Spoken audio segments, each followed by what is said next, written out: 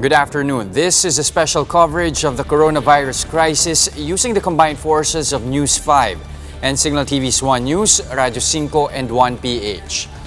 The Presidential Anti-Corruption Commission or PACC wants the National Bureau of Investigation to go after Vice President Leni Robredo amid the latter's efforts to help those affected by the enhanced community quarantine. In a statement, PACC Commissioner Manuelito Luna questions Robredo's actions that, quote, compete with or calculated to undermine the national government's efforts. He insists the Office of the Vice President is barred from competing with key government agencies like the Health Department and the DSWD, among others. The PACC official is referring to Robredo's free shuttle service and dormitories for health workers, as well as donation of personal protective equipment to frontliners. Human rights lawyer Diokno revealed that the NBI is now going after ordinary citizens on social media who are airing sentiments over the government's response to COVID-19. Diokno said that he took a case of a netizen summoned by the NBI. Diokno believes that NBI's action is inhumane. The lawyer made the revelation after PACC Mayor Vico Soto was summoned to explain his possible violation of the Bayanihan to Heal as One Act. He then advised authorities to focus on combating the virus and not the people's sentiments. Hindi na lang mga palengke at supermarkets ang dinadayo ngayong panahon ng COVID-19. Biglang dami rin kasi ang mga pumupunta sa money remittance centers. Para sa iba pang detalye, nagbabalita live mula sa Pasig si Shaila Francisco. Shaila. Jess, mas mahaba na nga ang pila sa mga remittance center ngayon, especially kaninang umaga. Kumpara ng mga nakarang linggo, karamihan sa kanila kumukuha ng pera na pinadala ng kanilang mga kamag-anak. Ayon sa mga nakausap natin, kahit anong pagtitipid sa pera, naubos na ito ngayong linggo.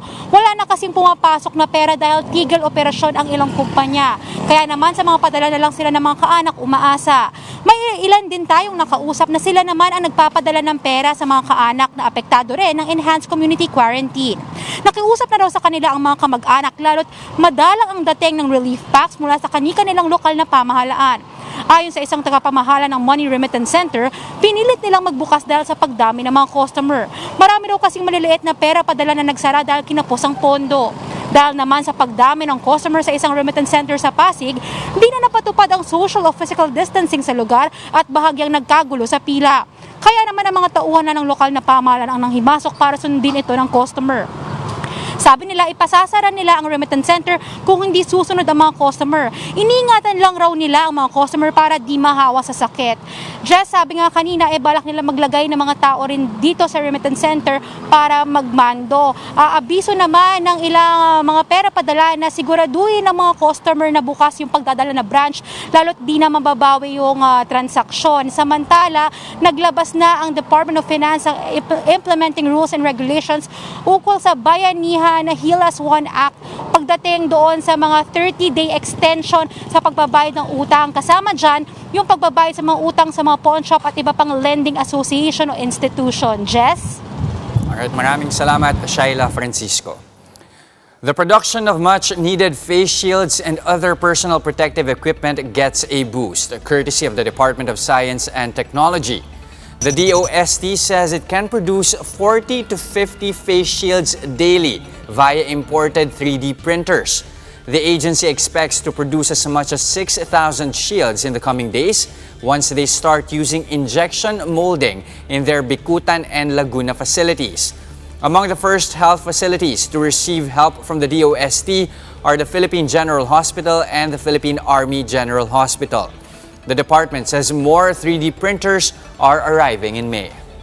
Alam naman natin siguro yung ongoing problem natin, no? COVID-19 na yan. And DOST would like really to contribute or be a part of the solution to this problem, yung pandemic natin, COVID-19. And isa doon sa mga interventions na gusto ng DOST magkaroon ng contribution ay yung ma-protect yung ating mga frontliners, no? Especially the medical frontliners natin. We'll continue the discussion over at 1 News, 1PH and Radyo 5. For now, that's the latest on the coronavirus crisis. For News 5, I'm Jess De Los Santos. We are One News.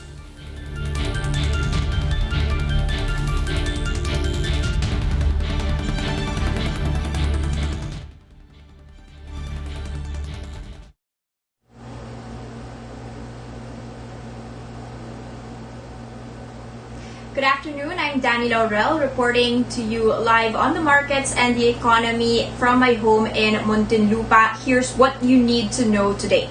So first of all, the Philippines is working to ease bottlenecks at all points in the supply chain. That's to keep grocery shelves from going empty. This is according to Cabinet Secretary Carlo Nograles. Now this comes amid a lot of news that there is a backlog that's been happening at the Manila International Port. They're already at close to 98% capacity there, and that can be closed in 6 to 8 days. The government is now also considering a gradual lifting of the ECQ. That's to allow some manufacturing firms to resume their production. This is very helpful given, we had reported yesterday that the Philippines posted a contraction in the manufacturing space. That's the lowest we've seen since this index came out. And we're actually the second worst performer in March in the entire ASEAN region when it comes to manufacturing. And finally, adding to the woes, more bad news. Unfortunately, today, markets retreated below 5,400. We are now trading at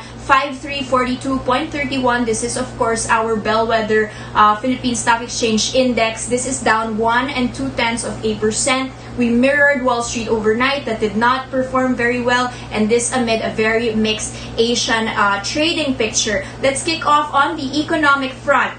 We've got, as I mentioned, Cabinet Secretary Carlo Nograles saying the Philippines is now working on easing the bottlenecks at all points in the supply chain. And this, of course, is to help us be able to procure basic goods na kailangan natin, all of the grocery shelves, so making sure that these grocery shelves are not empty. And another thing is they also need to convince not just to have supply, but also these groceries, these wet markets, drugstores, to be able to operate for 12 hours, which is very difficult right now given this skeletal staff. And as I mentioned, there was already all of this talk since yesterday na yung port natin sa Manila International Port is already over congested now with orders. They're not being picked up. Syempre, all of the mga negosyo nagsasarado, so hindi nila makuha yung mga ino-order nila. So that's already at 98% utilization.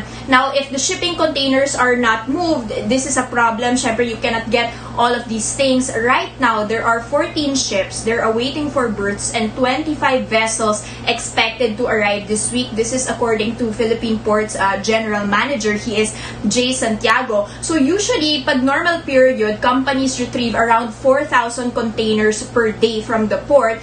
And right now, they're only retrieving 1,600. So it's a dramatic decrease. And Carlo Nograles, CABSEC, is saying that all cargo must flow freely, unhampered, and unimpeded. So right now, what is the government doing? They're trying to, lessen the checkpoints, and also the logistics crew, they don't need to undergo the usual 14-day quarantine. Now, on the back of this news, you've got one of the biggest, or actually the biggest port operator we have, and it's a listed company, of course, Enrique Razon's ICTSI. Now, amid all of this news na baka mag-close ang ports, that has seen already a slump, not to mention it's very, very related to the manufacturing and supply chain industries, which are now halted. And today, we've seen them slumping even further. Those shares for ICTSI falling 6.5%, extending its losses down already 57% since January. So just in 2020, whoever invested in ICTSI has lost close to 60% of that value. Now, speaking of ways to ease bottlenecks, you've got naman on the Department of Trade and Industry front, Secretary Mon Lopez saying that the lifting of the ECQ will be done in a gradual way. So he mentioned the possible slow resuming of manufacturing and mall operations, but of course this is all still to be finalized, and this comes amid business leaders like Jaime Augusto Zobel de Ayala of the Ayala Corporation, Lance Gokongwei as well of JG Summit and Cebu Pacific. They met with them and they proposed what they call a modified community quarantine, which sana naman for them removes the checkpoints na and resumes manufacturing operations so that businesses can continue. You've got the DTI also allowing some additional businesses like in the food and essential products to operate. Some will be 50% capacity, but some like the medical producers or medical related equipment producers could actually manufacture at full capacity. Now back to the manufacturing index, I'd already reported this yesterday. That was slumping on March for the Philippines, and this was the second worst performer. The only one that performed worse than us was actually Singapore. You've got UBP's Carlo Asuncion saying that 73% of the country's economic activities is already in Luzon, and the lockdown is hurting more than half the economy. Now he said that implementing a modified community quarantine where moving will be eased partially along with more supply chain flow. Now the government has also ordered all lenders to give a 30-day grace period, and another thing the government is doing is helping the loan payments be extended right now without incurring any charges or interest rates. Now let's move on to markets. As I mentioned, the PSEI has reversed course. It ended in the red on Thursday. You're going to be seeing that down by 1 2/10%, 5342.31. Yesterday we had already seen a very good recovery. What Luis Limlingan of Regina Cap said, a possible V-shaped recovery here, but that seems not to be happening this Thursday. Yesterday, we even saw net foreign selling again, so foreigners exiting for 13th straight day. And this performance, let's say, follows what happened in the US. You've got all of these bad news na naman happening offshore. For instance, more deaths in Spain and in Italy related to the COVID-19, but also an extension of the lockdowns in Germany, for example. So futures, however, for the US markets are pointing towards a recovery. So hoping for the best, maybe towards the end of the week, we may actually see some changes. But as it stands now, if you take a look at our sectors, not performing very well. Services, the worst hit right now, that's down by more than 4%. Financials as well, close to that amount. So mostly them, except properties, that was a shining star today.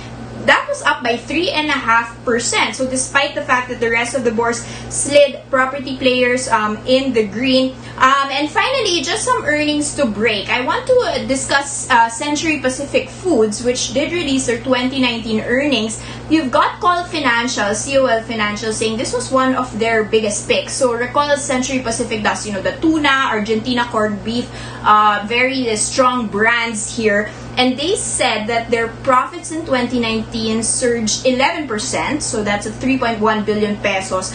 That's on the back of revenues up 7% to 40.6 billion pesos. Now, 77% of all of their sales come from the brands. So mainly these, Century Tuna, corned beef brands, but they've also got some commodities there. The commodities business, so just the ingredients and not the finished product, was actually down by 6%, but the branded business continuing strong, that was up double digits by 12%.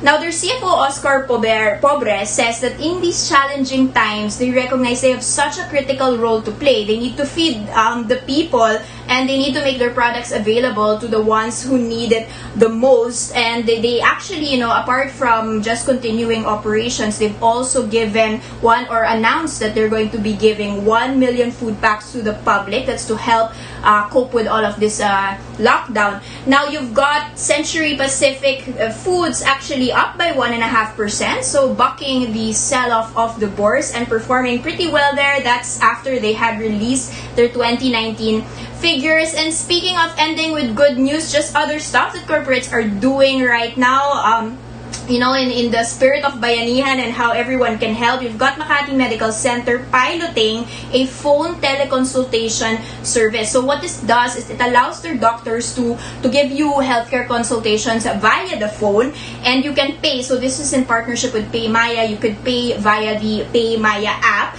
Now, other corporates doing some good here. You've got Ayala Corp, and together with EEI and billionaire Enrique Razon's unit, Prime Metro, they will help convert 2 convention centers and also a sports complex into quarantine facilities. So that will actually have a total capacity of 1,950 beds. So all hands on deck, a lot of corporates chipping in and doing what they can to solve this crisis. That despite, of course, still very, very jittery markets. And that's a look into the business day this April 2nd, 2020. I'm Danny Laurel and we are One News.